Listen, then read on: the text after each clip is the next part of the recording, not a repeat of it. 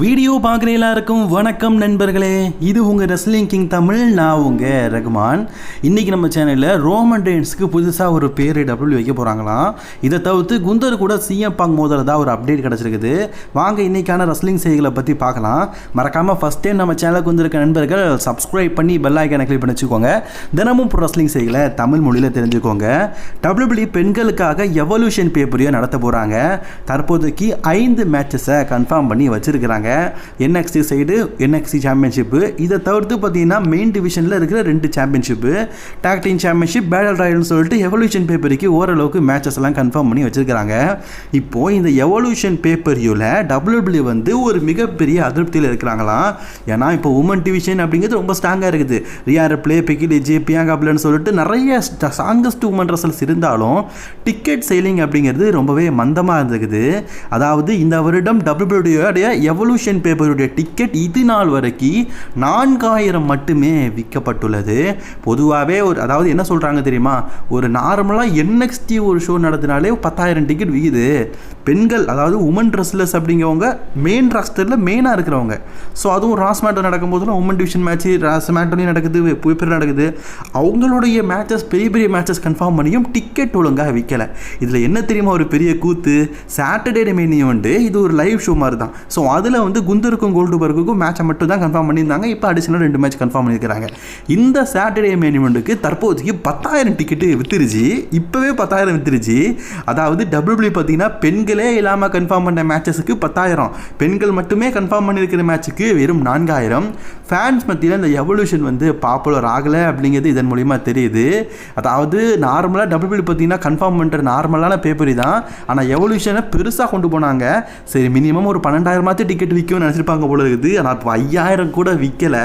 இது ரொம்பவே சோகமான விஷயந்தான். சாட்டர்டே மெயின் வந்துட்டு ஃபேன்ஸ் எல்லாருமே நேசிக்கிறாங்க, எவல்யூஷனை நேசிக்கல. ஆக்சுவலி ஒரு விஷயம் தெரியுமா, எவல்யூஷன் வந்து இதுக்கு முன்னாடி 4 வருஷத்துக்கு முன்னாடி நடக்கும் போதும் சேம் சிச்சுவேஷன். ஸோ அப்போவும் டிக்கெட் விற்கல. அப்போ ஸ்ட்ராங்கான பெண் ரெஸ்லர்ஸ் இல்லை. ஆனால் இப்போ இருக்கிற எல்லாருமே ஸ்ட்ராங்கானவங்க அண்ட் பாப்புலரானவங்க, ஆண்களுக்கு நிகரானவங்க, ரெஸ்ல்மேனியாலே மெயின் இவெண்ட் விளையாடினவங்க. ஸோ அப்படிப்பட்டவங்களுக்கே பார்த்தீங்கன்னா எவல்யூஷன் பேப்பரில் டிக்கெட் விற்கலை. சொல்கிறதுக்கு என்ன, நான் இந்த பேப்பரிவை தனியாக பார்த்தீங்கன்னா எவல்யூஷன் நடக்கும்போது ரிவ்யூவாக போட்டால் கூட பாதி பேர் பார்க்க மாட்டீங்க போல இருக்குது. அப்படி ஒரு மோசமான சிச்சுவேஷனில் இருந்திருக்குது. நியோமிக்கு டபிள்யூபிள்யூ பார்த்தீங்கன்னா இப்போ புதுசாக ஒரு மணி இந்த பேங்கை கொடுத்துருக்குறாங்க. ஆக்சுவலி செத் ஃப்ரீக்கிங் ராலன்ஸ் அவருடைய கேரக்டர் வந்து விஷனரி.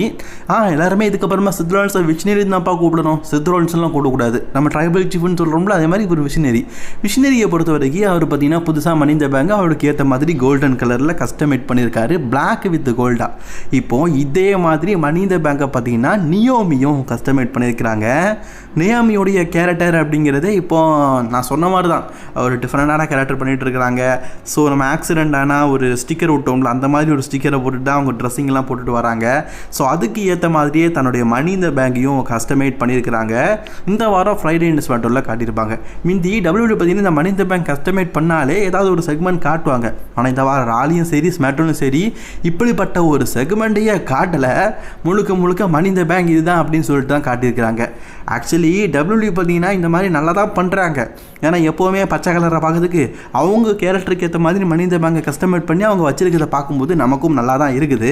அண்ட் டபிள்யூபிள்யூ பார்க்கும்போது சைடு கொஞ்சம் வியாபாரம் அதிகமாகும். ஏன்னா புதுசாக மணி இந்த பேங்க் வரும்போது அவங்களுடைய ரசிகர்களும் மற்றவங்க பார்க்குறவங்கலாம் வாங்க தானே செய்வாங்க. அந்த வகையில் சொல்கிறேன். டபிள்யூபிள்யூ பார்த்தீங்கன்னா இந்த வருடம் சம்மர் ஸ்லாமுக்கு குந்தருக்கும் சிஎம் பாங்குக்கும் மேட்சை பிளான் பண்ணுறாங்க அப்படிங்கிற மாதிரி ஒரு சில செய்திகள் இருக்குது. ஆக்சுவலி குந்தர் கோல்டுபர்க்கு தான் இப்போதைக்கு டபிள்யூபிள்யூ பார்த்தீங்கன்னா சாட்டர்டே மெயின் இவெண்ட்டில் கன்ஃபார்ம் பண்ணிக்கிறாங்க. பலரும் சொல்கிற கருத்து என்னென்னா இந்த மேட்ச்சில் வந்து மேக்ஸிமம் குந்தர் தான் வந்து டைட்டில் ரீட்டைன் பண்ணுவார். இது கோல்டுபர்க்கோட லாஸ்ட் மேட்ச் அப்படிங்கிறனால அவர் தோற்று போவார் அப்படிங்கிற மாதிரி சொல்லப்பட்டிருக்குது. சரி அது ஒரு மூலையில் இருக்கட்டு. நம்ம சிஎம் பாங் வந்து இந்த வருடம் சம்மர் ஸ்லாமில் ஒருவேளை குந்தருக்கு எகென்ஸ்டாக மோதுறதுக்கு வாய்ப்பு இருக்குது அப்படின்னு சொல்றதுக்கான காரணம் என்னதுன்னா, இந்த ஸ்டோரி வந்து இப்போ ஆல்ரெடி சமீபத்தில் ஸ்டார்ட் பண்ணி வச்சுருந்தாங்க. ஆல்ரெடி சிஎம் பாங்குக்கும் குந்தருக்கும் லைவ் ஷோ மாதிரி மாதிரியான சின்ன சின்ன ஷோஸில் மேட்ச் நடந்துக்குது. பட் ஆனால் மெயின் ஷோவில் இது வரைக்கும் நடந்தது இல்லை. அதுதான் நெசமான விஷயம். ஸோ இந்த நெசத்தை நம்ம நிஜமாவே நடத்தலாம் அப்படின்னு சொல்லிட்டு தான் WWE சம்மர் ஸ்லாமுக்காக பிளான் போட்டு வச்சுக்கிறாங்களாம். ஒருவேளை WWE இதை பிளான் போட்டு வச்சுருந்தாங்கன்னா நல்லா இருக்கும். ஏன்னா குந்தர் வந்து அவர் சாம்பியனாக இதுக்கு முன்னாடி இருக்கும்போது பெரிய பெரிய ஆப்பனண்ட் கூடலாம் மோதலை. சாமி ஜெயனு சின்ன சின்ன ஆப்பனண்ட் கூட தான் மோதிட்டு இருந்தார். பட் ஆனால் இந்த தடவை வெயிட்டான ஆப்பனண்ட் ராண்டி ஆட்டம் நல்லது தான்ப்பா. அதுக்கப்புறம் ஃபுல்லாக சின்னது தான். அவர் டைட்டில் தோத்ததே நம்ம மிட்கார்ட் ரெஸ்லரான ஜே உசோ கிட்ட தானே. இப்போ அவர் பெருசாகிட்டாரு. சிஎம் பங்கு ஜான்சனா மாதிரியான பெரிய பெரிய ரெஸ்லர்ஸ் கூட மோதலை இப்போ தான் கோல்டுபர்க்கு சிஎம் பங்கு அடுத்த அளவுக்கு வராரு. இதில் கண்டிப்பாக மேட்ச் நடந்துன்னா நம்ம சிஎம் பங்கை சாம்பியனாக எதிர்பார்க்கலாம். மேட்சும் நல்லா இருக்கும். மேபி எனக்கு தெரிஞ்சு சிஎம் பங்குக்கும் குந்தருக்கும் WWE சம்மர்ஸ்லாமில் மேட்ச் வைக்கிறாங்கன்னா செத் ராலின்ஸ்க்கும் ரோமன் ரெயின்ஸ்க்கும் ஒரு சிங்கிள்ஸ் மேட்ச் வைக்கலாம். அது நல்லா இருக்கும். அண்ட் காய்ஸ், நான் இன்னொரு விஷயம் சொல்கிறேன். செத் ராலின்ஸ் கிட்ட மணி இந்த பேங்க் இருக்குது. ஒருவேளை சிஎம் பங்க் சாம்பியன் ஆனால் கேஷிங் பண்ணி சாம்பியன் ஆகிறதுக்கு நம்ம செத் ராலின்ஸ் கூட வரலாம். அதுக்கான வாய்ப்புகளும் ரொம்ப அதிகமாக இருக்குது. ஏன்னா செத் ராலின்ஸ் பார்த்தீங்கன்னா பழைய பகையை தீர்த்துக்கிறதுக்கும் கொஞ்சம் காத்துட்டு இருக்காரு. இது வரைக்கும் கிளீனாக சிஎம் பங்கை பின்ஃபால் பண்ணி வீழ்த்தினது கிடையாது செத் ராலின்ஸு. அதுக்கான விஷயமும் நடக்கிறதுக்கு வாய்ப்பு இருக்குல்ல, அதனால் சொல்கிறேன். சரி காய்ஸ், இப்போ நம்ம வந்து இந்த சேனலுடைய கடைசி நியூஸ் வந்துட்டோம். இது வந்து உங்கள் ட்ரைபல் சீஃப் ரோமன் ரெயின்ஸை பற்றி தான் நான் பார்க்க போகிறோம். ரோமன் ரெயின்ஸ் வந்து எப்போ வர போகிறாருன்னு தெரில. பட் ஆனால் ஒரு நியூஸ் கிடச்சிருந்துங்க. சம்மர் ஸ்லாமுக்கு முன்னாடி வந்துடுவார். சம்மர் ஸ்லாமில் கண்டிப்பாக ரோமனுக்கு மேட்ச் இருக்கும். சம்மர் ஸ்லாமுக்கு முன்னாடி வந்துடுவார். எப்போ யாதுன்னு தெரில. ரோமன் ரெயின்ஸ் ரசிகனாக இருப்பது அப்படிங்கிறது மிகவும் கூடியது போல இருக்குது. சிம்பு படமாவது தான். வந்தால் எப்போமாவது வருவார். அதுவும் ஹிட் ஆகணும். அந்த மாதிரி தான் ரோமன் ரெயின்ஸோட ஃபேன்ஸுக்கும். ரோமன் ரெயின்ஸ் பார்த்தீங்கன்னா எப்போ வராரு அப்படிங்கிறத தவிர்த்து அவருடைய கேரக்டர் எப்படி இருக்கும் அப்படிங்கிற கேள்வி வந்திருக்குது. ஏன்னா இப்போ நமக்கு சமீபத்தில் கிடைச்ச நியூஸ் என்னென்னா ரோமன் ரெயின்ஸ் இதுக்கப்புறமா ட்ரைபல் சீஃப் கேரக்டரில் இருக்க போகிறது கிடையாதான். அதாவது Odissi YTC your tribal chief Odissi அப்படிங்கிற மாதிரி சொல்லிட்டு இருக்க ரோமன் ரெயின்ஸ்க்கு புதுசாக ஒரு பேர் வைக்க போகிறாங்களாம். ஆக்சுவலி இது வந்து நிக் நேமு. இதுக்கு முன்னாடி ரோமன் ரெயின்ஸ் வந்து பிக் டாக் அப்படிங்கிற நேமில் இருந்தார். அதுக்கப்புறமா வரும்போது ட்ரைபல் சீஃப் அப்படிங்கிற கேரக்டர் இருந்தார். ட்ரைபல் சீஃப்னால் ஃபேமிலியை உருவாக்குனார். ட்ரைபல் சீஃப் பார்த்தீங்கன்னா ஓடிசியாக இருந்தார். ஃபேமிலிக்காக சண்டை போட்டார். அந்த மாலையை போட்டுட்டு கெத்தாக இருந்தார்ல. இதுக்கப்புறமா ரோமன் ரெயின்ஸ் வரும்போது புதிய நிக் நேம் புதிய ஸ்டோரியில் வரப்போகிறாராம். புதிய ஸ்டோரி புதிய நிக் நேம்னா எப்படி இருக்குன்னு எனக்கு தெரில. மேபி டோட்டல் கேரக்டரையும் மாற்றி ஒரு புது பேர் கொடுக்கலாம். எந்த பேர் கொடுத்தா நல்லாயிருக்கும் அப்படிங்கிற மறக்காமல் கன்வர்ஸாக கவனம் வைக்கோங்க. பிக் டாக் அப்படிங்கிற கேரக்டர்லேருந்து ட்ரைபல் சீஃபாக மாறும்போது அது உண்மையிலே கெத்தாக இருந்தது. அண்ட் ஃபேன்ஸ் மத்தியிலும் ஒரு பாப்புலரான ஒரு பேராக இருந்தது. அதே மாதிரி அதுக்கு ஏற்ற மாதிரி ஒரு பேரை வைப்பாங்களா அப்படின்லாம் எனக்கு தெரில. பட் நான் வச்சா நல்லா தான் இருக்கும். ரோமன் ரெயின்ஸோட ரசிகர்கள் எல்லாருமே ரோமன் ரெயின்ஸோட ரிட்டருக்காக ஆவலுடன் காத்து கொண்டு இருக்கிறாங்க.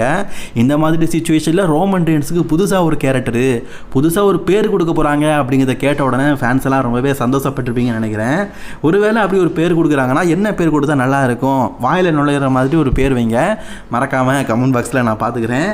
அண்ட் காய்ஸ், கமெண்ட் பாக்ஸில் உங்களுக்கு ஏதாவது கேள்வி இருந்துச்சுன்னா நம்ம சேனல் கமெண்ட்ரி செக்ஷன் உங்களுக்கு தெரியும்னு நினைக்கிறேன். ஸோ சேனல் ஓப்பன் பண்ணி கமெண்ட்ரி செக்ஷனில் உங்களுக்கு ஏதாவது கேள்வி இருக்கா அப்படின்னு சொல்லிட்டு ஒரு போல் மாதிரி ஒன்று போட்டிருக்கேன். இப்போ நான் ஸ்க்ரீனில் காட்டுறோம்ல இந்த மாதிரி போட்டிருப்பேன். அதில் உங்களுடைய கேள்விகளை கேளுங்க.